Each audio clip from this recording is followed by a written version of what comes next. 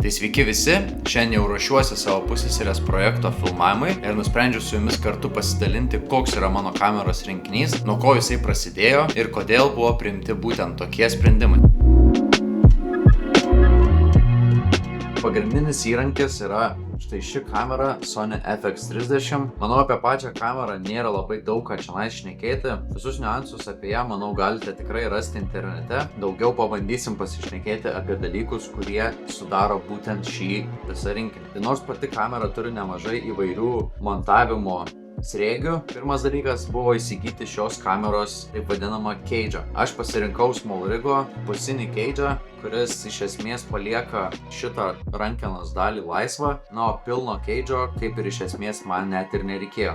Vienas tikrai smagus įrankis, kurį gavau savo gimtadienio proga, tai yra šitas mažytis Lettermanas ir esu pasilikęs būtent šitame savo lagamine, nes jisai turi nemažai įrankių ir man atrodo, kad jisai yra puikus pasirinkimas. Tai sekantis įrankis mano arsenale buvo viršutinė rankena. Viršutinės rankenos man reikėjo dėl savaime suprantamų dalykų, kad galima būtų kamerą laikyti iš viršaus ir svorio centras būtų apačioje. Tai norėdamas šiek tiek pagerinti visą sistemą ir turėti visas opcijas, kurias galima turėti, įsigijau būtent šią Sony originalią viršutinę rankeną, kurią iš esmės galima užsisakyti ir su pačiu FX30. Tačiau Skelbiu LT buvau radęs žmogų, kuris iš esmės šios rankenos nenaudojo ir ją pardavinėjo. Jinai puikiai veikė, buvo už kur kas mažesnę kainą ir dar prie viso to jinai buvo iškart su SmallRig'o extensionu, išplečia pačią rankeną ir ją patogiau laikyti.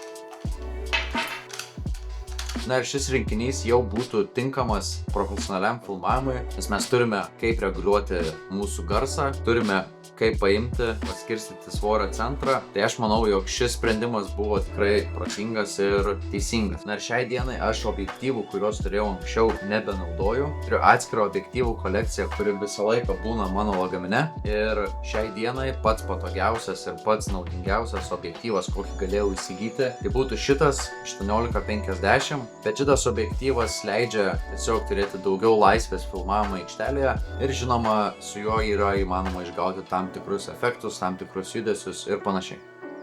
Na va, ir kai turime jau tokį rinkinį, žinoma, atsiranda noras tą kamerą padidinti, padaryti kuo patogesnę, turėti kuo daugiau funkcijų joje, kuo daugiau laisvės ir kuo daugiau kontrolės. Ir būtent dėl šios priežasties aš nusprendžiau, jog būtų protinga įsigyti Cinebag. Tai Cinebag, kas nežino, yra iš Caleb Camera Foundry. Jie sukūrė būtent tokią sistemą, kuri leistų jums mažą kamerą paversti į kur kas didesnę kamerą ir atveria mums galimybės keliems sprendimams. Turime DTAP jungtį, porą C jungčių ir visą tai gali būti prijungta nuo V-mount baterijos. Na, o vėliau jūs nusipirkat tam tikrus atskirus modulius, iš kurių susideda visas šitas rinkinys. Apačioje esu pritvirtinęs Arkas Vis juostelę, kuri leidžia man uždėti visą šitą daiktą vienu judesiu ant mano tirpojo ir tiesiog palengvina visą procesą, nereikia atsukinėti, prisukinėti ir panašiai. Dar vienas mano akimis kietas sprendimas tai yra šitas Falcam Quick Release Plate, kuris mums leidžia visą šitos kameros rinkinį bet kurią sekundę išsiardyti.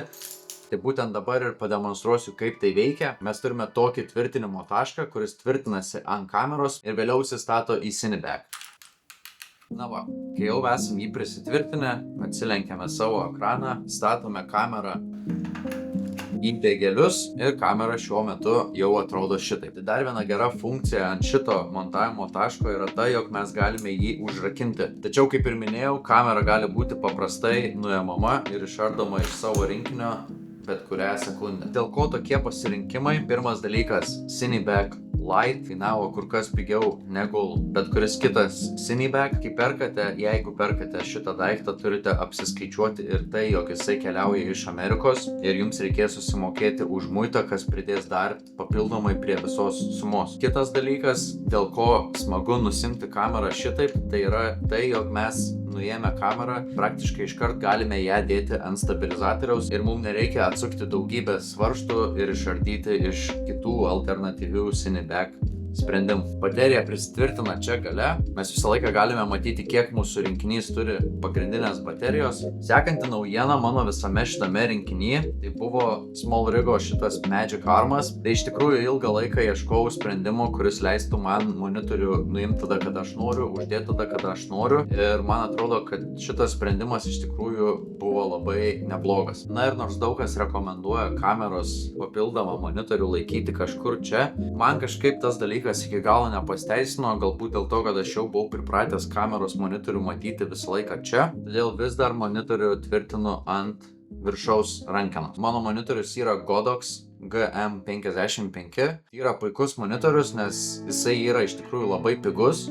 Mes galime į jį įdėti SD kortelę ir taip įkelti LUTs, kad galėtume stebėti vaizdą tokį, koks jisai yra iš tikrųjų. Taip pat šitas monitorius turi ir visas pagrindinės naudojamas funkcijas, kaip false colors, waveforms ir panašiai. Dar vienas kokybiškas daiktas, kuris yra būtent šitam monitoriui, tai yra sunshade'as, kuris yra atsidarantis va šitaip. Nes didžioji dauguma kitų sunshade'ų būna kažkokie skuduriniai.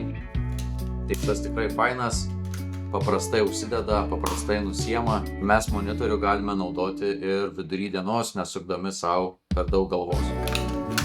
Na ir ta smagi funkcija šio monitoriaus tvirtinimo būdo yra ta, jog monitorius gali būti paprastai pritvirtinamas čia viršui.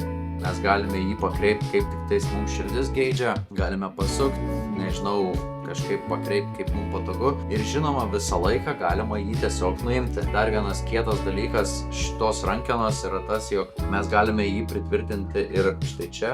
Lygiai tas pats gali būti padaroma ir šitoj vietoj, nes šiandien irgi turime tam tikrą tašką tvirtinimui. Sekantis dalykas būtų garsas. Tai turiu shotgun mikrofoną, VideoMic NTG, ir šį mikrofoną iš tikrųjų naudoju visą laiką, visiems savo projektam, ar imčiau interviu, ar tiesiog jį naudočiau ant kameros. Jis iš esmės yra naudojamas visais atvejais. Mes įstatome jį čia ir turim beveik visą rinkinį. Vienas dalykas, dėl ko labai džiaugiuosi šitą sistemą, tai kad viskas yra pajungiama vos 4 laidais. Turime paprastą audio jack, kurį ir naudoju mikrofonui. Žinau, kad šitą rankeną galėtų naudoti XLR jungtį, bet tiesiog nenoriu apsikrauti, mokėti pinigų už atskirą laidą. Plus nebuvo dar atveju, kur kažkas ant manęs pyktų, kad naudoju būtent tokį laidą. Garsas įsirašo, viskas puikiai veikia. Tai sekantis laidas būtų HDMI. Tai pirkau irgi SmallRigo tiesiog, nes tai buvo trumpas, paprastas laidas. Sekantis laidas būtų trumpas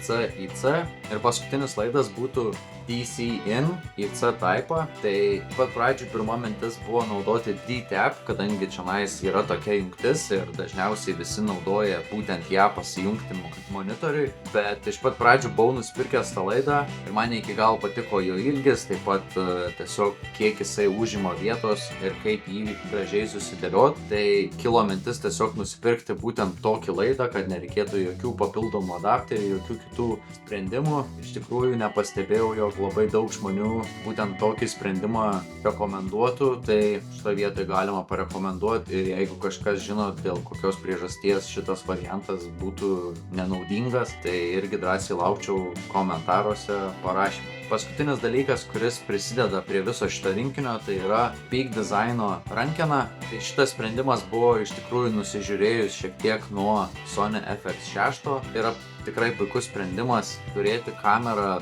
rankoje, saugiai žinant, kad tu jos netyčia nepamesi, kad tau neiškris ir panašiai. Na va, ir kaip matote, mes galime šiek tiek prisiveršti, atsilaisvinti, greitai pakankamai nusimti, bet manau, jog tokiu būdu šiek tiek yra jausmas toks, jog kamera tikrai pas tave rankoje, žinai, kad jos nepamesi. Dar vienas dalykas, be kurio greičiausiai neįmanoma būtų užsimti filmavimais, tai yra ND filtras. Galbūt tai nėra pats kokybiškiausias ir geriausias ND filtras, bet savo darbą jisai atlieka ir kol kas taip pat neatsirado noro kažkaip jį pakeisti. Kitas smagus dalykas, kurio iš tikrųjų pagal funkciją tikrai nenaudoju, tai yra Matbox. Galbūt tai skamba juokingai, bet tam tikriem klientam būtent toks sprendimas iškart atrodo profesionaliau, rimčiau. Tai mano akimis šiandien yra tas pats, kas užsidėti kaklaraištį prie kostiumo, kada mes ir taip pakankamai gerai atrodom, bet norime dar šiek tiek pasipuošti, tada manau šitas daiktas puikiai tinka. Taip pat, kad galėčiau išnaudoti visas šitos kameros funkcijas, yra reikalingos greitos kortelės. Sony originalią kortelę aš gavau pirkdamas kartu kamerą kaip dovaną, o vėliau norėdamas turėti dar šiek tiek papildomos atminties, pirkau ir dar vieną CF Express kortelę, kuri yra 256 GB ir šiai dienai galėčiau pasakyti, jog pilnai užtenka šitų dviejų kortelių visiems mano filmavimams. Taip pat nežinau, kiek žmonės filmuoja, bet man iš tikrųjų 99 V-mounto šito small rigo pilnai užtenka visai dienai. Jeigu visą laiką kamera nėra pajungta ir visą laiką veikianti, tai puikiai galima prasisukti ir su viena baterija, dėl to irgi siūlyčiau pasvarstyti, ar tikrai yra būtina nusipirkti 3, 4 ar daugiau, galbūt 2 jo, bet apie 3 nežinau. Na ir pabaigai, tai apart mano zoom objektyvo, kuris šiuo metu ir gyvena visą laiką ant šito rinkinio, turiu dar 3 papildomus objektyvus. Tai labiausiai naudojamas 18-ukas. 18-ukas jau čia yra ekvivalentas full frame, tai visi tie dydžiai jau yra surašyti kaip full frame, kad būtų lengva suprasti, koks tai yra objektyvo dydis. Ir šitas yra grinai naudojamas kaip fishajus visiems platiem kadram, mažom kompaktiškom erdvėm ir panašiai. Na ir pabaigai yra 2 objektyvai, kurie yra labiau tokie skirti kūrybiniam sprendimam. Yra Helios 442. Šį objektyvą iš tikrųjų tiesiog nusisukau nuo vieno iš savo senelio turimų senovinių fotoaparatų. Tačiau jisai yra 87 mm, dėl to jį galima naudoti pakankamai retai. Na ir dar vienas toksai įdomesnis sprendimas, kokį neseniai atradau, tai yra Seventh Artisans objektyvas. Toks labai jau fishajus. Čia, jeigu neklystu, yra 4 mm objektyvas, kuris ir yra skirtas būtent crop sensoriui. Šiuo objektyvu manau, kad dar kažkokį vieną kitą projekčiuką ateityje tikrai būtinai padarysiu ir galėsite pamatyti, kaip su juo atrodo vaizdas. Na ką, ir viskas. Tiek apie šitą kameros rinkinį. Jeigu kažkada būtų įdomu sužinoti, kaip atrodo mano visas filmavimo rinkinys su absoliučiai visa įranga, visom smulkmenom ir visais kitais dalykais, irgi galima būtų sukurti apie tai video. Tikiuosi tiems žmonėms, kurie nori dar atrasti savo kameros rinkinį, šitas video padėjo tam tikrais klausimais.